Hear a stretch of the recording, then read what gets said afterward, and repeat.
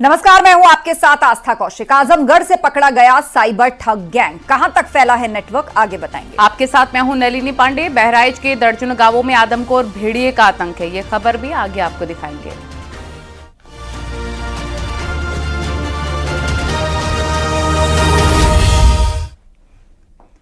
आजमगढ़ में पुलिस ने 2 साइबर ठगों को अरेस्ट किया। ठग फर्जी पतों पर अकाउंट खुलवाकर ठगी की घटना को अंजाम देते थे। 2 करोड़ 74 लाख से ज्यादा की ठगी करने का इन पर आरोप है।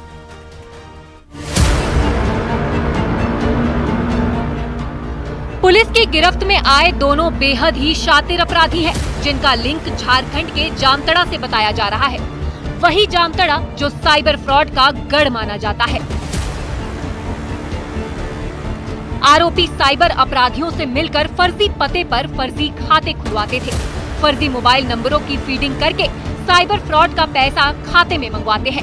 ये भी जानकारी सामने आ रही है कि अकाउंट में आए पैसों को एटीएम कार्ड से निकालकर 25% कमीशन खुद रखते थे और बाकी का पैसा जामतड़ा गैंग के कई बैंक खातों में भेज देते थे। पूरे सिंडिकेट का गैंग लीडर दाऊद और जमीरुद्दीन बताए जा रहे हैं, जो जामतड़ा के रहने वाले हैं। अरेस्ट किए गए आरोपियों का नाम मोहम्मद फैजल और कुलदीप है। इन पर 29 बैंक खाते खुलवाकर 2 करोड़ 74 लाख रुपए की हेराफेरी का आरोप है। 3 आरोपी फरार बताए जा रहे हैं।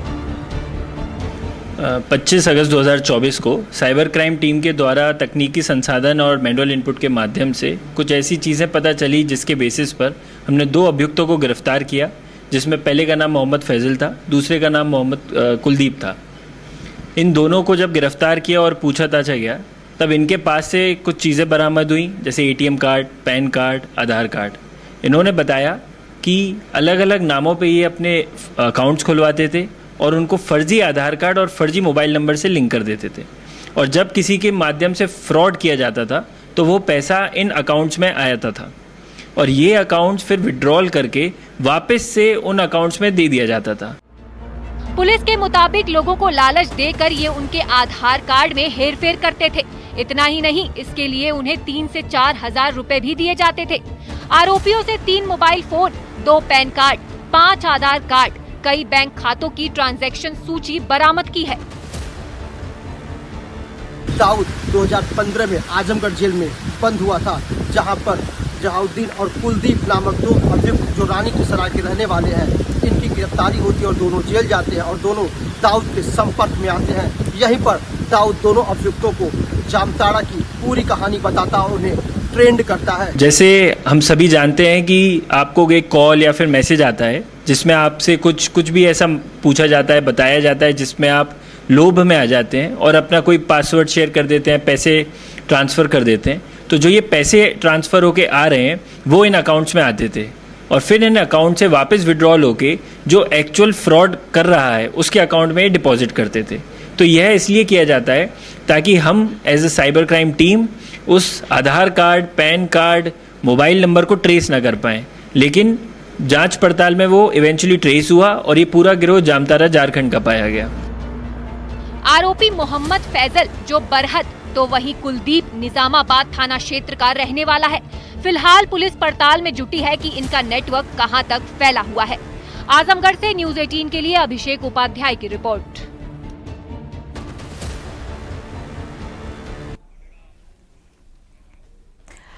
और आगरा से एक बेहद ही चौंकाने वाला मामला सामने आया है। यहाँ पर एक महिला का आरोप है कि उसकी सास के ऊपर भूत आता है, उसके बाद वो उसकी पिटाई कर देती है, जिसकी वजह से वो ससुराल छोड़ने पर मजबूर है। ये पूरा मामला क्या है, इस रिपोर्ट में देखिए।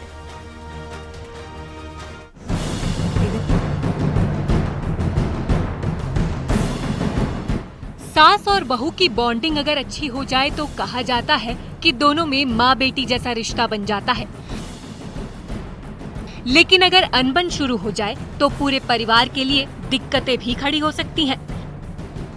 आगरा के रामबाग क्षेत्र में एक घर में सास बहू की कलह इतनी बढ़ गई कि अब मामला परिवार परामर्श केंद्र तक पहुंच गया है। विवाद की जो वजह सामने आई है वो बेहद ही हैरान करने वाली है। महिला का कहना है कि उसकी सास अपने ऊपर किसी बाबा के भूत के आने का दावा करती है। जिसके बाद वो बेहद उग्र हो जाती है और उसकी पिटाई करती है। और ऐसा घर में अक्सर होता है। पहले तो उसने बहुत सहन किया, लेकिन जब पानी सर के ऊपर से गुजर गया तो उसने अपने ससुराल को छोड़ दिया। वो अपने सास के जुल्मों से तंग आ चुकी है। जब ये मामला काउंसलरों ने सुना तो वो भी चौंक गए। महिला का कहना है कि वो अपने ससुराल किसी भी हालत में नहीं जाएगी। परिवार परामर्श केंद्र में हर बार बहुत ही अलग तरह के मामले आते हैं। हर बार भिन्न-भिन्न मामले आते हैं और बहुत अजीब लगता है कि इतने छोटे से परिवार में इतने सारे किस्से कैसे हो जाते हैं, इतनी सारी कहानियाँ कैसे बन जाती हैं। कहाँ देश 21वीं सदी को पार कर रहा है और कहाँ हम एक आधुनिक युग में जी रहे हैं। उसके बाद भी आज भी लोगों के घरों में ये बाबा, ये ढोंग, ये इस तरह की जो माइथोलॉजी है, जो इस तरह की चीज़ें आती हैं, तो बहुत ही दुःख होता है। आज एक तरह का मामला है, एक महिला ने हमारे यहाँ प्रार्थना पत्र दिया था कि उसकी सास को कोई बाबा आते हैं, कोई या उनके कोई देवता पूर्वज आते हैं, जो भी होंगे उनके, कि वो आते हैं और जब वो आते हैं तो वो उस बहू के साथ बहुत ज़्यादा मारपीट करते हैं। काउंसलरों ने पति और पत्नी दोनों को बुलाया, उनकी काउंसलिंग की गई, लेकिन दोनों ही एक दूसरे की बात को मानने को राजी नहीं दिखाई दिए। महिला के मुताबिक जब उसने अपने पति को इस बारे में बताया तो उसने भी अपनी मां की बात को सही ठहराया। उसका कहना था कि बाबा का साया घर में पहले भी रह चुका है, कि उसकी माँ के ऊपर एक बाबा का साया है। हफ्ते में 3 दिन वह साया उसकी माँ के ऊपर आता है, जबकि उसकी पत्नी ने आरोप लगाया कि भूत का साया होने के बाद उसकी सास उसको बुरी तरह से पिटाई लगाती है। इतना ही नहीं, वह चिमटे से भी उसकी चमड़ी को दाग देती है। जब काउंसलर्स ने पति और पत्नी दोनों को समझाने का प्रयास किया तो पति का कहना था कि इसमें वह कुछ नहीं कर सकता। इस बात कई बार मारपीट हुई तो इसकी शिकायत जब उसने अपने पति से की तो उस पति का जवाब ये था कि ये तो बहुत समय से है, मेरे पापा के साथ भी सब हुआ करता था। मेरी माँ को अचानक बाबा आ जाते हैं, शायद वो किसी की सिद्धि करती हैं, किसी की पूजा करती हैं, वो आ जाते हैं तो फिर वो इसी तरह से मारपीट करते हैं और पूरी कॉलोनी, मोहल्ला या जो खानदान के लोग हैं वो उस महिला का कोई सपोर्ट नहीं कर रहे, उसकी कोई तरफदारी नहीं कर रहा। सब कह रहे हैं कि बाबा नाराज है और वो इस तरह की मारपीट कर रहा है तो तुमने कुछ किया होगा। जबकि सही बात यह है कि देखने में ऐसा लगता है कि वो शायद कुछ आपसी चीजें होती हैं, किसी बात को लेकर बहस होती है या वो सास नाराज हो जाती है तो अपनी नाराजगी को उतारने का उसका एक तरीका है कि वो बाबा आने का अपने ऊपर वो करती है कि मुझ पे कोई बाबा वगैरह आ गया। परिवार परामर्श केंद्र के काउंसलरों का कहना है कि अब उन्होंने महिला की सास को भी अगली तारीख दी है, जिसमें उन्हें भी समझाने की कोशिश होगी। तीनों को साथ बिठाया जाएगा, सास से ये जानने की कोशिश की जाएगी कि ऐसा क्यों हो रहा है। उसके बाद ही कुछ हल निकलने की उम्मीद है। आगरा से न्यूज़ 18 के लिए कामिर कुरैशी की रिपोर्ट।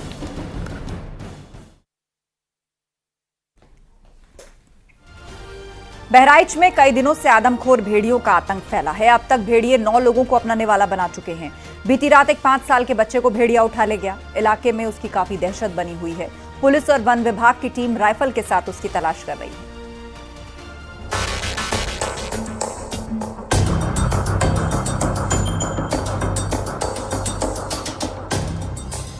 आदमखोर भेड़िए की दहशत।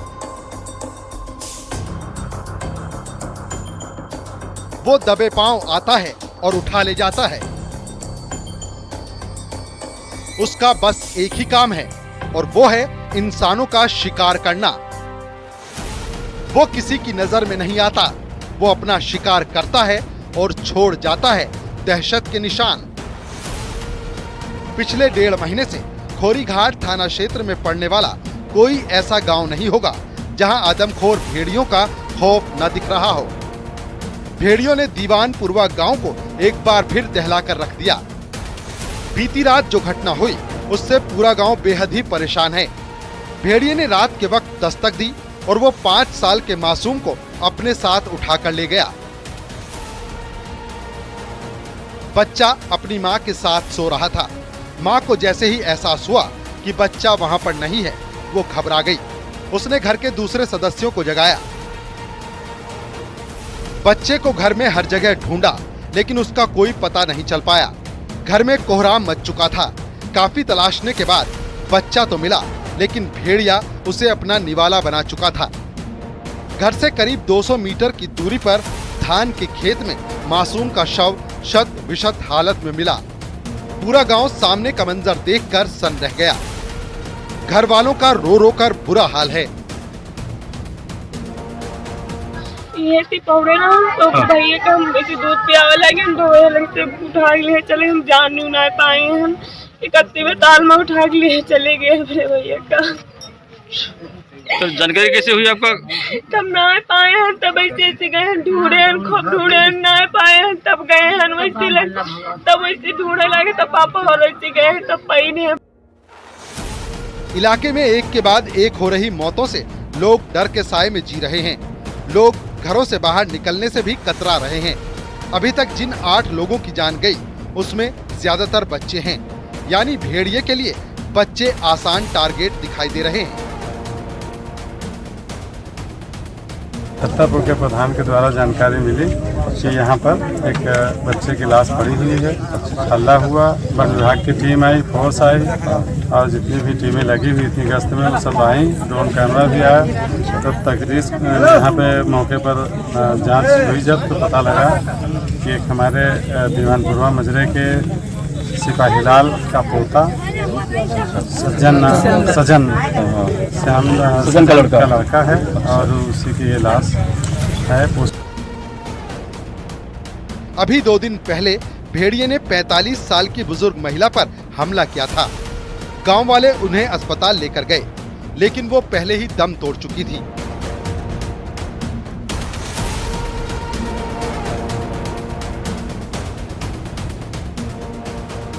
भेड़ियों के आतंक से पुलिस प्रशासन और वन विभाग में हड़कंप मचा हुआ है। आलम यह है कि अब पुलिस और वन विभाग के कर्मचारी रात के वक्त भी राइफल के साथ गश्त करते हुए दिखाई दे रहे हैं। फिलहाल वन विभाग की 20 टीमें आदमखोर भेड़ियों को पकड़ने में जुटी हुई हैं, लेकिन अभी तक कोई कामयाबी हाथ नहीं लग पाई है। भेड़ियों से निपटने के लिए 5 वन प्रभागों बहराइच, कतरनिया घाट वाइल्ड लाइफ, श्रावस्ती, गोंडा और बाराबंकी की टीमें दिन रात गश्त कर रही हैं। भेड़ियों की हरकत पर नजर रखने के लिए ड्रोन कैमरों का भी इस्तेमाल हो रहा है। ड्रोन कैमरों में भेड़ियों के भागने की तस्वीरें भी रिकॉर्ड हुई हैं। इतना ही नहीं, अलग अलग गांवों के प्रवेश द्वार पर पिंजरे भी लगाए गए हैं, लेकिन अभी तक कोशिशें कारगर होती नहीं दिख रही हैं। हालात ऐसे हैं कि इलाके के 20 से ज्यादा गांव में रहने वाले लोगों को अपने छोटे छोटे बच्चों की चिंता सताए जा रही है। लोग रात में जागकर अपने बच्चों की रखवाली करने को मजबूर हैं। वहीं प्रशासन की तरफ से लोगों को जागरूक करने का काम किया जा रहा है। लाउड स्पीकर से भी अनाउंस किया जा रहा है, क्योंकि भेड़िए सीधे सीधे लोगों को मौत की नींद सुला रहे हैं। स्थानीय लोग अब यही चाहते हैं कि जल्द से जल्द भेड़ियों का आतंक खत्म हो जाए।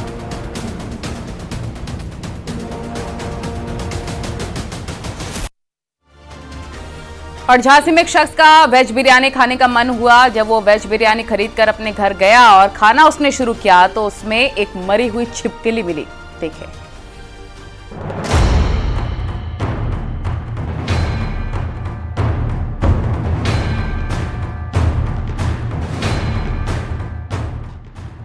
अगर आप कोई खाना बाहर से ऑर्डर करें या फिर रास्ते से घर आते वक्त किसी फूड स्टॉल से खाना पैक करा के घर ले जाएं, लेकिन आपको पता चलता है कि आपके खाने में मरी हुई छिपकली या फिर कीड़ा है, तो आपकी हालत क्या होगी? झांसी के एक शख्स का दावा है कि उसके साथ ऐसे ही घटना घटी। उसके मुताबिक वो ऑफिस से घर जा रहा था, इतने में उसके मन में वेज बिरयानी खाने की इच्छा जागी। वो सड़क पर लगी फास्ट फूड की दुकान से वेज बिरयानी पैक करा के घर ले गया। घर जाकर उसने पैकेट खोला और जैसे ही बिरयानी को खाने लगा तभी उसकी नजर बिरयानी में पड़ी एक अजीब सी चीज पर पड़ी। जब उसने अपनी चम्मच से देखने की कोशिश की तो उसके तो पैरों तले जमीन ही खिसक गई। उसका दावा है कि वेज बिरयानी में मरी हुई छिपकली का सिर था। बाद में उसने उसका वीडियो बना लिया और सोशल मीडिया पर अपलोड कर दिया। अब ये वीडियो सोशल मीडिया प्लेटफॉर्म पर छाया हुआ है। शख्स ने झांसी के बीकेडी चौराहे पर वेज बिरयानी की दुकान से पैक कराई थी। उसका कहना था कि छिपकली पूरी तरह फ्राई हो चुकी थी। वहीं अब उसने दुकानदार से फोन पर छिपकली वाली बात बताई तो उसने अपनी गलती मान ली, लेकिन बात गलती मानने भर की नहीं है। अगर वो शख्स बिरयानी खा लेता तो उसके साथ कितनी बड़ी दिक्कत हो सकती थी। पिछले दिनों ऐसी ही कई घटनाएं लगातार सामने आ रही थी। मुंबई में आइसक्रीम में उंगली भी मिली थी। अब एक बार फिर बिरयानी में छिपकली मिलने का दावा किया गया है। खबर जब सोशल मीडिया पर पूरी तरह से वायरल हो गई तो उसके बाद खाद्य सुरक्षा विभाग भी हरकत में आया और मामले की जांच के आदेश दे दिए। Bureau report, news 18।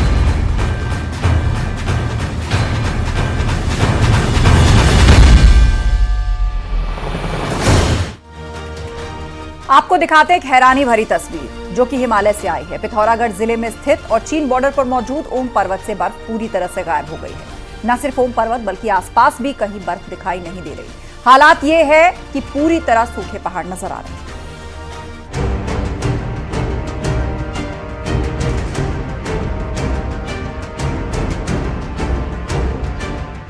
ओम पर्वत से ओम गायब होने की ये पहली घटना है। असल में लिपुलेख दर्रे के करीब 19,000 फीट की पहाड़ी में साल भर ओम की आकृति साफ दिखाई देती थी, लेकिन इस बार अगस्त के महीने में ओम पर्वत से बर्फ पूरी तरह गायब है, जिसकी वजह से पहाड़ी पर बर्फ से बनी ओम की आकृति हट गई है। ऐसा पहली बार हुआ है कि ओम पर्वत से ओम पूरी तरह गायब हो गया हो। जानकार इसे इस इलाके में बढ़ी इंसानी दखल और ग्लोबल वार्मिंग से बर्फ का पिघलना मान रहे हैं।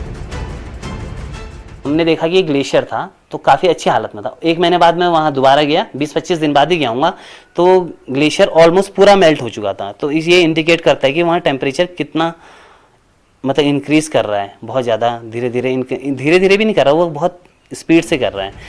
वन विभाग की रिसर्च भी इस बात की तस्दीक करती है कि लिपुलेख बॉर्डर पर इंसानी दखल ग्लेशियर के लिए खतरनाक है।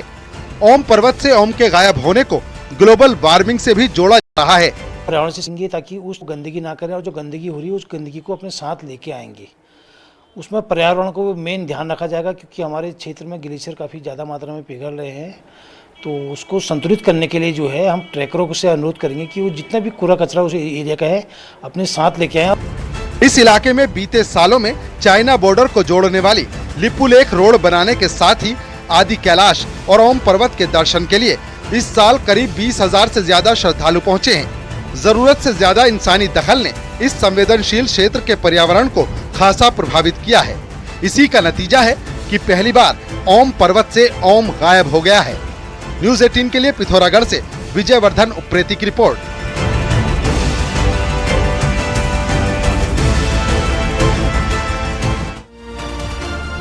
और यहाँ रुकना होगा एक छोटे से ब्रेक के लिए। खबरें लगातार जारी हैं।